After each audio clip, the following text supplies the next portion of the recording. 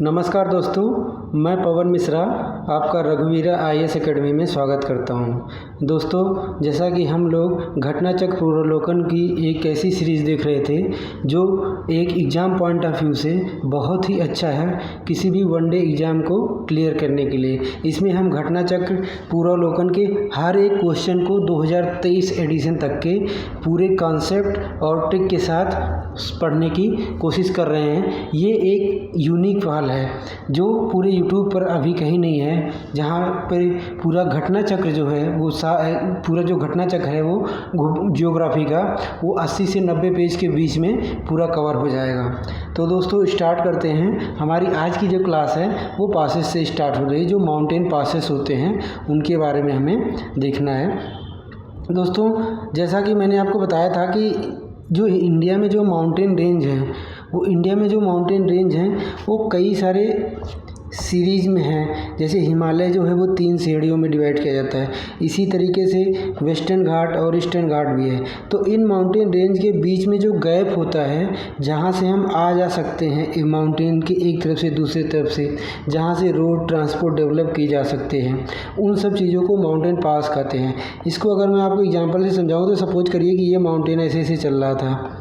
अब बीच में यहाँ पे क्या है कि एक ऐसा गैप है जहाँ से हम लोग आ जा सकते हैं। तो यहाँ पे ट्रांसपोर्ट डेवलप कर दिया जाएगा और सारे लोगों की यहाँ से आवाजाही होगी और एक इधर वाले रीजन की उधर वाले इस वाले रीजन की इस वाले रीजन से कनेक्टिविटी हो जाएगी। तो ऐसे क्षेत्र को क्या बोलते हैं? ऐसे क्षेत्र को माउंटेन पास बोला जाता है। माउंटेन पास जो होता है वो हमेशा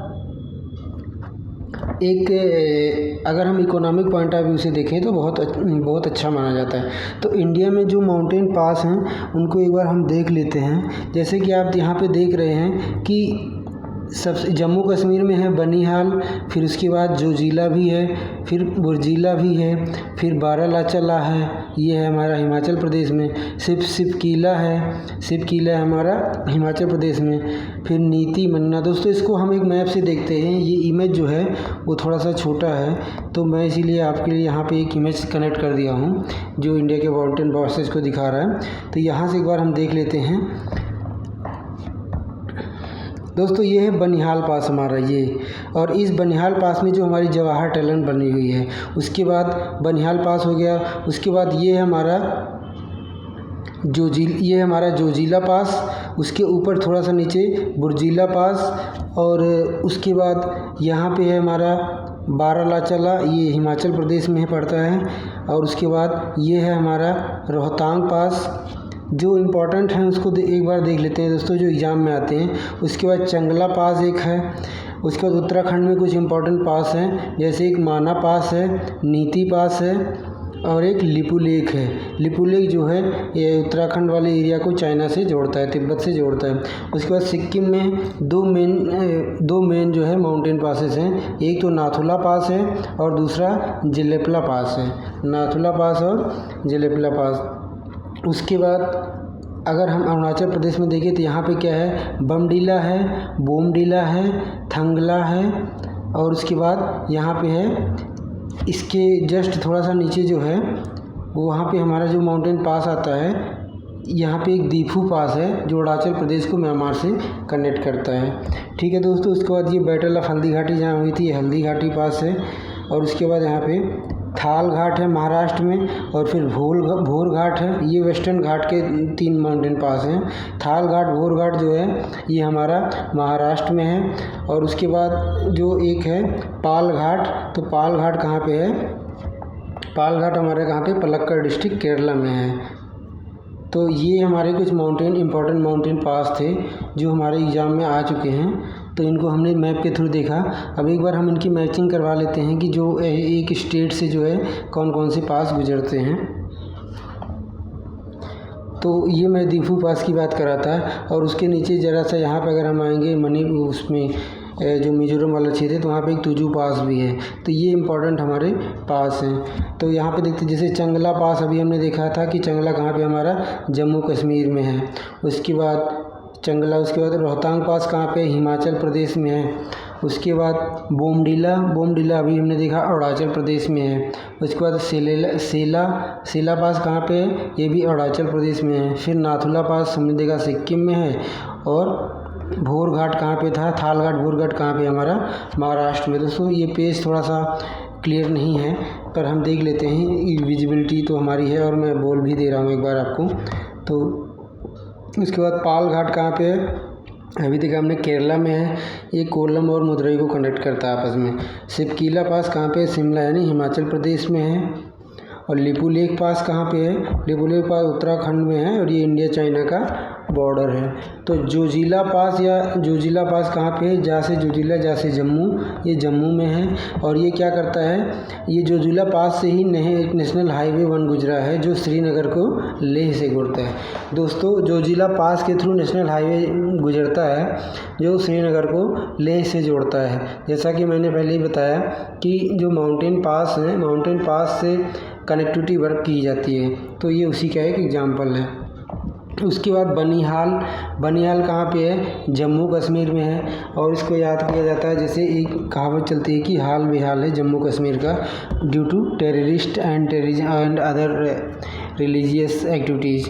तो वहाँ बनिहाल कहाँ पे हमारा जम्मू कश्मीर में है। नीति पास है, नीति पास अभी हमने देखा कहाँ है, उत्तराखंड में है। और उत्तराखंड में जो है हम जानते हैं कि केदारनाथ बद्रीनाथ है, तो बोला जाता है शंकर भगवान की नीति मानी जाती है इस स्टेट में। तो नीति पास और माना पास ये दोनों कहाँ पास मिलेंगे, हमारी उत्तराखंड में मिलेंगे। उसके बाद है हमारा बमला पास, बमला पास अरुणाचल प्रदेश में है। जेलेपला कहाँ पे है, सिक्किम में है। उसके बाद म्यूलिंगला पास कहाँ पे, उत्तराखंड में है। माना पास हमने देखा उत्तराखंड में है। एंड किंगरी विंगरी कहाँ पे है, किंगरी विंगरी भी कहाँ पे है, उत्तराखंड में है। पाला घाट जो है किस किस माउंटेन के बीच में है, दोस्तों पहली क्लास में भी हमने देखा था कि जो पाला घाट है वो किसके बीच है, नीलगिरी माउंटेन इधर है और उसके बाद अन्नामलाई इधर है। तो यहाँ से ये हमारा जो है बीच में पास है। तो पाला घाट कहाँ पे, नीलगिरी एंड अन्नामलाई पास। इसका शॉर्ट फॉर्म होता है NPA, नीलगिरी पाला घाट अन्नामलाई। जो NPA होता है ना, बैंक का नॉन परफॉर्मिंग एसेट्स, उससे हम लोग इसको याद रख सकते हैं। उसके बाद इंडिया चाइना के बॉर्डर पे कौन कौन पास है अभी हमने देखा, एक तो नाथुला है। जो नाथुला जो है वो कहाँ पे है, सिक्किम में, सिक्किम को तिब्बत से जोड़ता है। एक हमारा सिपकिला है जो हिमाचल प्रदेश से तिब्बत को जोड़ता है और एक लिपू लेक है जो उत्तराखंड से तिब्बत को जोड़ता है। तो ये 3 है मेनली, ज़्यादातर नाथुला वाला यूज होता है जाने के लिए। जो कैलाश मानसरोवर की यात्रा होती है इन्हीं पासों के थ्रू होती है, लिपू लेक पहले, अभी तो नाथुला के थ्रू होता है ज़्यादातर। उसके बाद वो माउंटेन पास कौन सा है जो हाईएस्ट एलिवेशन यानी हाईएस्ट ऊंचाई पे कौन सा पास है दोस्तों, हाईएस्ट एलिवेशन पे जो पास है उसका नाम क्या है, नाथुला पास। तो जो नाथुला पास है ये क्या है, हाईएस्ट ऊंचाई पे स्थित पास है। उसके बाद passes from west to east, अगर वेस्ट से पश्चिम से पूर्व की ओर अगर हमें माउंटेन पासेज को एडजस्ट करना हो तो क्या ऑर्डर होगा उनका, सिपकीला आएगा। सिपकीला अभी हमने देखा कहाँ पे है, सिपकीला हमारा शिमला यानी एस से सिपकीला, एस से शिमला, ये हमारा हिमाचल प्रदेश में। उसके बाद क्या, लिपू लेक ये उत्तराखंड में हो जाएगा। फिर नाथुला ये सिक्किम में हो जाएगा। बोमडिला ये कहाँ पे हो जाएगा, अरुणाचल प्रदेश में। तो ये इनका वेस्ट टू ईस्ट ऑर्डर है। फिर river valley most important for the cold reserves of Gondwana period. ये क्वेश्चन एक बीच में आ गया है, वैसे तो ये इस चैप्टर का क्वेश्चन नहीं है पर देख लेते हैं। जो गोंडवाना पीरियड के जो कोल्ड रिजर्व्स हैं वो कौन सी रिवर वैली जो है वहाँ पे सबसे ज़्यादा इंपॉर्टेंट है, तो Damodar river valley. Damodar river जो है दोस्तों ये हुगली नदी की सहायक नदी है और ये छोटा नागपुर प्लेटू से निकलती है। और हमें पता है कि छोटा नागपुर प्लेटू जो है वो गोंडवाना का पार्ट है और वहाँ पे ढेर सारे कोल रिजर्व होते हैं। तो इसीलिए ये पास जो है, इसलिए ये जो दामोदर रिवर वैली है वो मिनरल पॉइंट ऑफ व्यू से बहुत ज़्यादा इंपॉर्टेंट है। उसके बाद Thal Ghat, Bhor Ghat and Pal Ghat are the passes of western Ghat. ये हमने देखा अभी कि वेस्टर्न घाट में 3 पास हैं जिसमें में से 2 जो हैं वो हमारा क्या है, महाराष्ट्र में लाई करते हैं और एक जो है वो हमारा केरला पे लाई करता है। तो कभी कभी इनका ऑर्डर नॉर्थ टू साउथ आएगा, तो हमें कैसे याद रखना है, थाल, भोर एंड पाल, TBP करके। जबकि जो खैबर पास है, खैबर पास हम हिस्ट्री में पढ़ते हैं, एंशिएंट हिस्ट्री में, ये कहाँ पे हमारा पाकिस्तान अफगानिस्तान का बॉर्डर है। और एक क्वेश्चन और आ चुका है यूपी पीसीएस में, अभी हाल ही में आया था कि देवसा पास कहाँ पे है, तो देवसा पास कहाँ पे है, हिमाचल में है।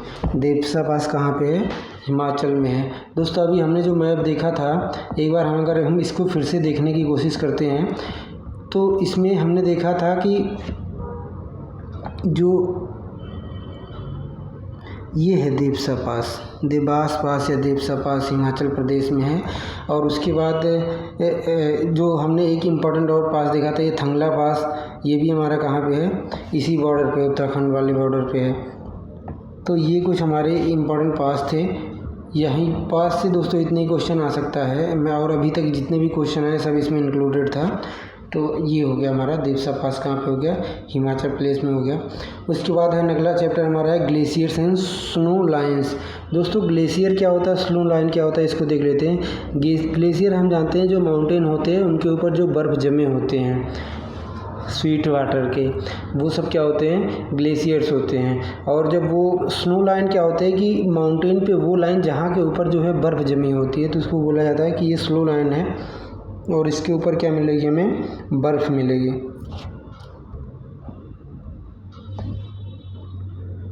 तो जो हिमालयाज हैं, हिमालयाज में स्नो लाइन जो है, snow line in Himalayas lies between कितने मीटर के बीच दिखते हैं, तो हिमालय में अगर हम देखें तो 4300 मीटर से लेके 6000 मीटर के बीच में क्या मिलता है, हमेशा स्नो लाइन मिलता है ईस्ट हिमालय में। और वेस्ट में अगर हम बात करें तो वेस्ट में हमारा क्या है, 5500 से 600 मीटर के बीच में हमारी स्नो लाइन मिलती है। स्नो लाइन वही मतलब वो लाइन जिसके ऊपर हमेशा बर्फ़ जमा रहता है थ्रू आउट द ईयर। तो आप देख पा रहे होंगे कि ईस्ट में जो स्नो लाइन है वो थोड़ा सा नीचे है और वेस्ट में थोड़ा जो स्नो लाइन है वो थोड़ा सा दूर जाके है। उसके बाद अगर हम इन ग्लेशियर, 4 ग्लेशियर में देखें, जैसे Siachen glacier, Baltoro glacier, Chogolungma glacier and Biafo glacier, तो इसमें सबसे बड़ा ग्लेशियर कौन है, इसमें सबसे बड़ा जो ग्लेशियर है वो क्या है, सियाचिन ग्लेशियर है, जो इंडिया पाकिस्तान का डिस्प्यूट, इंडिया पाकिस्तान की बॉर्डर आर्मी जो है जहाँ पे तैनात है। उसके बाद है इन सब में लार्जेस्ट ग्लेशियर कौन है, सासनी glacier, Gangotri glacier, Zemu glacier and Siachen glacier. तो सासनी जो है वो क्या है, सबसे बड़ा है। तो सबसे बड़ा ग्लेशियर कौन सा है, सासनी ग्लेशियर। उसके बाद है लार्जेस्ट, इन सब में अगर हम लार्जेस्ट ग्लेशियर देखें, गंगोत्री में, केदारनाथ में, कंचनजुंगा में एंड रुंदुन में, तो इन चारों में क्या है, गंगोत्री ग्लेशियर जो है वो सबसे ज़्यादा लार्जेस्ट है। लार्जेस्ट दोस्तों यहाँ पे लार्जेस्ट का मतलब एरिया वाइज है। उसके बाद एक आता है कि जो हमारा उत्तराखंड में केदारनाथ टेम्पल है उसके नॉर्थ में कौन सा ग्लेशियर है। जो आप अगर कभी गए होंगे केदारनाथ की यात्रा किए होंगे तो देखते होंगे वहाँ से एक नदी भी होकर गुजरती है। तो चौराबाड़ी ग्लेशियर जो है, चौराबाड़ी ग्लेशियर ये क्या है, केदारनाथ टेम्पल के नॉर्थ में है चौराबाड़ी ग्लेशियर। उसके बाद है कि rate of melting of Himalayan glacier is highest in world. दोस्तों हमने देखा था कि हिमालय जो है सबसे हाईएस्ट माउंटेन पीक है, ठीक है, और अभी यूथफुल और फोल्ड माउंटेन है, तो इस पर बर्फ़ जमी रहती है। तो बहुत ज़्यादा हाइट होने के कारण, और अब क्या हो रहा है कि यहाँ पे अच्छी खासी मात्रा में बर्फ़ है, तो यहाँ पे बर्फ़ का जो है पिघल भी बहुत ज़्यादा रही है, और हाइट होने के नाते ये थोड़ा सा, और क्लाइमेट चेंज जो है, ग्लोबल वार्मिंग, इन सब की इफ़ेक्ट के कारण यहाँ पे जो ये देखा गया है कि जो हिमालयन ग्लेशियर है वो सबसे, पूरे वर्ल्ड में जितने भी ग्लेशियर हैं उससे सबसे तेज़ी से मेल्ट कर रहा है। Glacier located in Kumaon region of Uttarakhand. Uttarakhand के कुमायूं रीजन में कौन सा ग्लेशियर है, मिलाम ग्लेशियर। क्या बोलते हैं, मिलाम ग्लेशियर। जो हम नहीं पढ़ते कि जो शारदा या काली रिवर है वो मिलाम ग्लेशियर से ही आती है। दोस्तों शारदा या काली रिवर को हम रिवर सिस्टम में पढ़ेंगे। वैसे अभी मैं आपको बता दे रहा हूँ कि इंडिया और नेपाल के बीच में ये बॉर्डर बनाती हुई बहती है, और जहाँ से बहती है मिलाम ग्लेशियर में उसका नाम है काला पानी। और काला पानी को लेके इंडिया और नेपाल में डिस्प्यूट है। दोनों लोग कहते हैं कि ये मेरा क्षेत्र है, इंडिया का आता है मेरा है, और नेपाल का आता है मेरा है। अभी कुछ 2-3 साल पहले ये विवाद भी हुआ था जब नेपाल ने अपना नया मैप जारी किया था और इस वाले क्षेत्र को अपना दिखाया था। उसके बाद है कि Siachen glacier is situated to the north of Nubra valley. Nubra valley दोस्तों, नुब्रा जो है ये इंडस वैली की, हम जब नदी पढ़ेंगे तो नुब्रा जो है इंडस रिवर की क्या है, सहायक नदी है, ठीक है। और ये कहाँ पे पड़ती है, ये ईस्टर्न काराकोरम रेंज में है हमारी, जो हमने काराकोरम नहीं देखा था KLZ जैसा, ये काराकोरम, लद्दाख एंड जास्कर वाला रेंज, तो वहाँ पे देखा था हमने कि ये जो काराकोरम रेंज था उसी के नॉर्थ में नुब्रा वैली सियाचिन निकलती है और इंडस में आके मिल जाती है। उसके बाद यहाँ पे कुछ ग्लेशियर हैं, उनको ओरिजिनेटिंग, उनसे कौन कौन सी नदियाँ निकलती हैं उसको दिया गया है। ये एक इम्पॉर्टेंट क्वेश्चन है, तो इसको देख लेते हैं। एक तो है हमारा बंदरपूछ जो है यमुना नदी का ओरिजिन है। दोस्तों यमुना नदी को आप कई बार देखोगे कि यमुना नदी जो है वो लिखा होता है यमुनोत्री से निकलती है, तो यमुनोत्री कहो या फिर यमुनोत्री में ही जो एग्जैक्ट प्लेस है वो ना, उसका नाम क्या है, बंदरपूछ। तो बंदरपूछ कहाँ पे है, बंदरपूछ के किसका नदी का ओरिजिनेटिंग है, वो यमुना नदी के ओरिजिनल प्लेस है। और जैसा कि हम जानते हैं कि जो ये इसके बाद एक जो है हम गंगा नदी जो है, गंगा नदी का ओरिजिन क्या हमारा, गंगोत्री ग्लेशियर है। उसके बाद चेनाब नदी जो है उसका ओरिजिन क्या है, तो चेनाब नदी का ओरिजिन जो है वो है 12 सिगरी ग्लेशियर जो है वो चेनाब नदी का ओरिजिन है। उसके बाद शारदा का अभी हमने देखा, शारदा या काली नदी का क्या है, मिलाम है। उसके बाद नुब्रा नदी अभी हमने देखा कहाँ से निकलती है, सियाचिन ग्लेशियर से निकलती है। कंचनजंगा जो है एक रिवर है जो छोटी सी सिक्किम में, वो कहाँ, कंचनजंगा कहाँ पे पड़ता है, उसमें कौन सा ग्लेशियर है, तो कंचनजंगा में कौन सा है, जेमू ग्लेशियर है। उसके बाद मंदाकिनी जो है, मंदाकिनी ये चारी बारी ग्लेशियर से फ्लो होती है, कहाँ से, चारी बारी ग्लेशियर। तो इसमें जो सबसे इम्पोर्टेंट है वो यमुना का बंदरपूछ है, और उसके बाद शारदा का मिलाम है, सियाचिन का नुब्रा का सियाचिन है, और चारी बारी का मंदाकिनी है। तो ये हमारे थे ग्लेशियर्स, इम्पॉर्टेंट ग्लेशियर और माउंटेन प्लेसेस के बारे में। अब हमारा जो अगला चैप्टर है वो किसके बारे में है, वो दोस्तों प्लेटूज के बारे में है। मैं बता दूं आपको प्लेटू का क्या मतलब होता है। प्लेटू एक ऐसा जियोग्राफिकल स्ट्रक्चर होता है जिसका जो सरफेस होता है वो फ्लैट लैंड होता है, क्या होता है, फ्लैट लैंड होता है। और इसकी जो एवरेज हाइट है वो दोस्तों अलग अलग जगह अलग अलग मानी जाती है, वैसे जनरली 400 से 500 मीटर के बीच मानी जाती है। और इसका जो टॉप होगा बिल्कुल टेबल की तरह होता है। प्लेटू कई टाइप से बन सकते हैं, ग्लेशियर जो मेल्ट होते हैं उससे भी प्लेटू बन सकते हैं, या फिर कोई लावा से प्लेटू बन सकता है, या फिर कोई नॉर्मल जो डिपोजिशन एंड इरोजन वाली नदियों के द्वारा मिलाई गई मिट्टी होती है, जलोढ़ मिट्टी, लोमी सॉइल, ठीक है, उनसे भी हमारा ये क्या है, बन सकता है।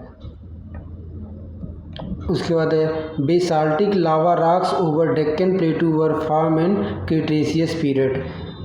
हमने जैसे दोस्तों देखा था कि इंडिया का ये वाला जो पोर्शन है ये क्या है, ये साउथ वाला जो इंडिया का पोर्शन है वो क्या है, हमारा ये डेक्कन प्लेटू है। तो डेक्कन प्लेटू या इसको डेक्कन ट्रैप भी कहते हैं, ये किससे बना हुआ है, ये बेसाल्टिक लावा रॉक से, बेसाल्टिक लावा से बना हुआ था।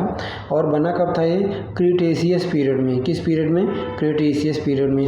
और जो कार्बोनिफेरस पीरियड था उसमें क्या हुआ था, जो धारवाड़, जो दामोदर, सोन और महानदी या कोई जो भी वही गोंडवाना वाला क्षेत्र है वहाँ पे क्या बना था, हमारा कोयला बना था। तो कार्बोनिफेरस पीरियड में बाद, in Carboniferous period coal was form in Damodar, Son and Mahanadi. तो अगर आपसे कोई पूछता है कि डेक्कन प्लेटू का जो बेसाल्टिक लावा है किस काल में बना था, तो क्रीटेशियस काल में बना था।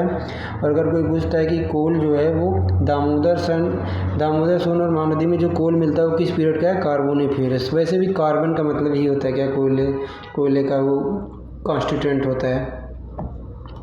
Meghalaya प्लेटू is part of peninsular प्लेटू, ये हम कई बार देख चुके हैं, जो मालदा ट्रैप से अलग हो गया है राजमहल हिल और मेघालय प्लेटू के बीच में। और जो मेघालय प्लेटू में ही गारो खासी एंड जयंतिया हिल है जो इसकी पार्ट है, और भूबन हिल्स जो है ये मीजो हिल का पार्ट है। तो ये क्वेश्चन आया हुआ था एक बार कि जो भूबन हिल है, भूबन हिल कहाँ पे है, तो ये कहाँ पे है, मीजो हिल का पार्ट है, जो मिजोरम है उसका पार्ट है। उसके बाद additional peninsular mountain of India were form during Palaeozoic era. जो पेनिनसुलर माउंटेन के जो एडिशनल जो माउंटेन हैं, जैसे जो हमारा ये पेनिनसुलर इंडिया है, तो इसमें जो अलग से जो माउंटेन बने हुए हैं, आप जैसे देखते हो कि वेस्टर्न घाट सब्सिस्टेंस होके बना था या कोई जो है अलग से बना हुआ था, उनका पीरियड क्या था, वो प्लायोजोइक ईरा में बने थे। किस पीरियड में? प्लायोजोइक ईरा। उसके बाद एक क्वेश्चन है कि जो धनबाद है झारखंड का, वो मोस्ट डेंसली पॉपुलेटेड डिस्ट्रिक्ट क्यों है छोटा नागपुर प्लेटू का? तो उसका एक ही रीज़न है कि छोटा नागपुर प्लेटू में क्या है, मिनरल है। तो मिनरल होने के कारण वहाँ पे कई सारी माइनिंग इंडस्ट्रीज बनाई गई हैं और वहाँ पे बहुत सारा इंडस्ट्रियलाइजेशन हुआ है। तो इसके कारण जो धनबाद है बहुत ज़्यादा डेंसली पॉपुलेटेड है। और उसके बाद क्योंकि इस वाले एरिया में मिनरल्स है ढेर सारे, तो यहाँ पे रेड सॉइल मिलती है और रेड सॉइल जो है बहुत ही कम फर्टाइल होती है। उसको फर्टाइल बनाने के लिए बहुत ज़्यादा इन्वेस्टमेंट करना पड़ता है, तो इसीलिए यहाँ पे एग्रीकल्चर नहीं होता है। तो ठीक है, तो यहाँ पे जो डेंसली पॉपुलेटेड, उसका कारण क्या है? उसका कारण जो है वो ये है कि ये जो नदी है, ये जो एरिया है छोटा नागपुर प्लेटू वाला, ये है क्या है कि इन माइनिंग वाला एरिया है। तो बहुत सारे इंडस्ट्रीज वगैरह यहाँ पे क्या हुए हैं, बने हुए हैं।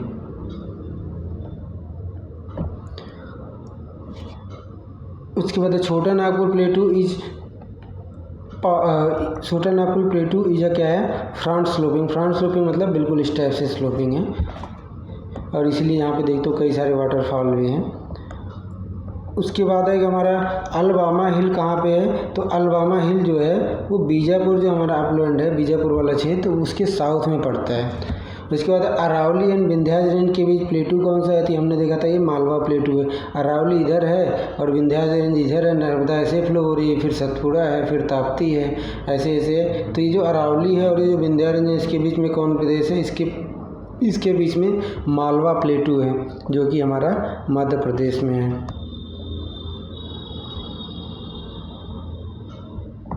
उसके बाद है दंडकारण्य जो प्लेटू है या दंडकारण्य जो रीजन है, किन किन राज्यों के बीच लाई करती है? दोस्तों ये कि इम्पॉर्टेंट क्वेश्चन है कि दंडकारण्य जो है वो किस किस राज्यों के बीच लाई करती है?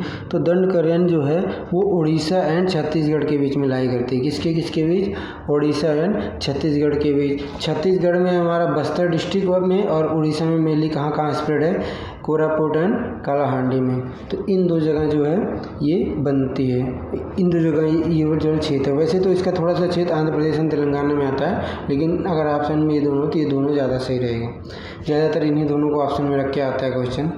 उसके बाद है Munger, Jamui and Nawada in south eastern Bihar are part of Dharwar geological formation. ये बीपीएससी का क्वेश्चन है, तो उतना ज़्यादा इम्पोर्टेंट नहीं है कि मतलब इम्पोर्टेंट इस पॉइंट ऑफ व्यू से नहीं है कि ये कि इंडिया का जो सी लेवल है, सी लेवल दोस्तों मतलब समुद्र का तल है जहाँ से किसी भी वस्तु की या किसी भी ऑब्जेक्ट की ऊंचाई नापी जाती है। तो इंडिया में जो मेन सी लेवल है वो कहाँ से मेजर किया जाता है? मतलब इंडिया में जो सारे हाइट हैं वो किस जगह के समुद्र लेवल से मेजर किया जाता है? तो वो जो है वो चेन्नई के कोस्ट वाले लेवल से मेजर किया जाता है। तो the main sea level of India is measured with respect to Chennai 12 nautical miles. और उसके बाद कॉन्टिग्यूअस जोन की कितना है? कोस्ट से 12 नॉटिकल माइल टेरिटोरियल वाटर होता है, कोस्ट से 24 नॉटिकल माइल कॉन्टिन्यूअस वाटर होता है, और एक्सटर्नल इकोनॉमिक जोन कितना होता है? ये हमारा 20 नॉटिकल माइल होता है कोस्ट से। तो ये तीनों हमें याद रखना है। इसमें सबसे ज़्यादा इंपॉर्टेंट क्या है? Territorial water 12 nautical mile and exclusive economic zone जो है वो 200 नॉटिकल माइल्स। और हमने पिछले क्लास में बताया था कि 1 नॉटिकल माइल में कितने किलोमीटर होते हैं। अगर आपको याद हो तो आप कमेंट करिएगा। उसके बाद total length of coast line जो है वो कितना है? तो इंडिया का तो ऐसे 4 आप देखोगे 4 यूटीज में हैं। तो एक क्वेश्चन बहुत बार आता है कि इंडिया में वो कौन सा राज्य है जिसकी कोस्ट लाइन की लेंथ सबसे ज़्यादा है? तो सबसे ज़्यादा कोस्ट लाइन की लेंथ जो है वो किसकी है? गुजरात की है। तो ये हमें याद रखना है कि इंडिया का जो समुद्र कोस्ट है, समुद्र का किनारा है, वो कितना है? लगभग 7500 किलोमीटर है। 9 राज्यों में फैला हुआ है, 4 यूनियन टेरिटरी में, और सबसे ज़्यादा कोस्ट लाइन की लेंथ वाला राज्य कौन सा है? गुजरात है हमारा। ठीक है। उसके बाद वो कह रहे कि एंशिएंट टाइम, पुराने समय में रत्नाकर जो है किस ओशियन को माना जाता था? तो पुराने समय में रत्नाकर जो है इंडियन ओशियन को माना जाता था, क्योंकि इंडियन ओशियन में कई सारे जेम एंड ज्वेल्स मिलते थे, कई सारे रत्न मिलते थे, इसलिए इसका नाम क्या था, रत्नाकर था। उसके बाद है north to south arrangement of cities of west coast. West coast के जो यानी इंडिया का जो पश्चिमी तट है, पश्चिमी तट पे जो सिटीज़ है उनका अगर हम नॉर्थ टू साउथ अरेंजमेंट करें तो सबसे पहले क्या आता है, जंजरा आता है, महाराष्ट्र में है। ये एक जंजरा जो है महाराष्ट्र में है, और ये एक क्या है कि एक शिप बिल्डिंग वाली इंडस्ट्रीज काफ़ी अच्छी डेवलप हुई है यहाँ पे। उसके बाद है ये सिंधुदुर्ग, सिंधुदुर्ग भी हमारा महाराष्ट्र में ही है, ठीक है। उसके बाद है कन्नौर, कन्नौर जो है केरला में है। उसके बाद क्या है, नागरकोइल, नागरकोइल कहाँ पे, हमारा तमिलनाडु में है। तो ये इतना इंपॉर्टेंट क्वेश्चन नहीं है, पर एक बार देख लीजिएगा क्योंकि ये आ चुका है क्वेश्चन एक बार। उसके बाद है कि जो दानिश कंपनी, याद होगा हमें जब यूरोपियन आए थे इंडिया में और कब्जा किया था ट्रेड करने के लिए, तो उसमें से जो दानिश या जो डेनमार्क लोग आए थे उनको दानिश या डेंस बोलते हैं। तो इनकी कॉलोनी इंडिया में कहाँ पे थी, उनकी कॉलोनी इंडिया की नागापट्टनम कोस्ट में थी। ये हिस्ट्री का क्वेश्चन यहाँ पे आ गया, हमने देख लिया, वैसे हिस्ट्री में ये क्वेश्चन आएगा हम जब पढ़ेंगे। उसके बाद है Janjira and Udupi are western coast. अभी हमने देखा जंजरा कहाँ पे है, महाराष्ट्र में है, महाराष्ट्र की एक सिटी है, और उडुपी क्या है, कर्नाटक में है। तो ये किस कोस्ट में आएंगे, वेस्ट कोस्ट में आएंगे। जबकि औरोविली क्या है, औरोविली पुदुचेरी में है, जो तमिलनाडु वाले क्षेत्र में पड़ता है। और तूतीकोरन भी तमिलनाडु में, बिल्कुल साउथ में। ये कहाँ पे, ईस्ट कोस्ट में। दोस्तों तूतीकोरन जो है ये एक पोर्ट का प्लेस है। औरोविली क्या है कि जो औरोबिंदो घोष थे, जो उन्होंने इंडिया बंगाल पार्टीशन मूवमेंट में हिस्ट्री में भाग लिया था, तो 1908 के बाद वो आध्यात्मिक हो गए, तो यहाँ पे आके उन्होंने अपना एक जगह बनाया था। और औरोविली ये उन्हीं के नाम के से मेज खाता है, जैसे औरोबिंदो से औरोविली, औरोवाइल, ये पुदुचेरी तमिलनाडु में है। तो जंजीरा एंड उडुपी महाराष्ट्र एंड कर्नाटक यानी वेस्ट कोस्ट में है, जबकि औरोविली एंड तूतीकोरन ईस्ट कोस्ट पे हैं। उसके बाद है कि कुछ करेक्ट स्टेटमेंट दिया है कि जैसे वेस्टर्न घाट के बारे में, कि वेस्टर्न घाट एक ब्लॉक माउंटेन है। दोस्तों ब्लॉक माउंटेन क्या होता है, हमने उस दिन समझा था कि सपोज करो ये माउंटेन है, यहाँ पे क्रैक डेवलप हो गया है, तो अब क्या करेगा, ये वाला पोर्शन इधर भागेगा, ये वाला पोर्शन इधर भागेगा, तो कुछ समय बाद एक ऐसा स्ट्रक्चर सा बन जाएगा, ठीक है। और यहाँ से नदी फ्लो भी हो सकती नहीं। तो ये वाले जो होते हैं इनको ब्लॉक माउंटेन कहते हैं, जो एक्चुअल में माउंटेन नहीं था, लेकिन क्या हुआ था, इनके बीच का जो स्थान है वो नीचे दब गया, तो ये माउंटेन जैसे लगने लगते हैं। तो ये ट्रू माउंटेन नहीं होते हैं, लेकिन वो ज्योग्राफिकल फीचर की वजह से बन जाते हैं माउंटेन जैसे। क्योंकि अभी सपोज करो ये दोनों तो एक ही लेवल पे थे ना, अब बीच में दब गया, तो ये माउंटेन जैसे ये दोनों लग रहे हैं, पर एक्चुअल में माउंटेन नहीं थे, तो ये ट्रू माउंटेन नहीं होते। तो हमने देखा था वेस्टर्न घाट जो है वो क्या है, वेस्टर्न घाट जो है इधर, ये इधर दबा था और ये इधर दबा था, तो बीच में थोड़ा सा उठ गया है, तो इसीलिए वेस्टर्न घाट क्या है, एक हमारा ब्लॉक माउंटेन है। वेस्टर्न घाट के जो ईस्टर्न स्लोप है, ईस्टर्न स्लोप वो क्या है, जेंटली लोअरिंग डाउन प्लेटू। जो हमारा वेस्टर्न घाट का ये वाला पोर्शन है ना, ये बिल्कुल इसकी स्लोप कम है और ये प्लेटू आकार का है। जबकि इधर क्या हुआ, बहुत एकदम अब्रप्ट चेंज आता है, बहुत तेज़ी से स्लोप बदलता है। मतलब कि अगर हम देखें मैप में, तो वेस्टर्न घाट का इधर ईस्ट वाला कुछ ऐसे चलता है, जबकि वेस्ट वाला कुछ ऐसे चलता है। तो सोचो इनका स्लोप देखो अगर, तो आप कितना स्लोप है, और इसका स्लोप देखो कितना स्लोप है, ठीक है। तो ये हमने देखा कोई कि कुछ स्टेटमेंट जो इनके बारे में, वेस्टर्न घाट के बारे में दिए गए हैं। और एक और है कि in northern section it is covered by lava और बेसाल्ट। हाँ, तो वो तो हमने देखा अभी कि जो डेक्कन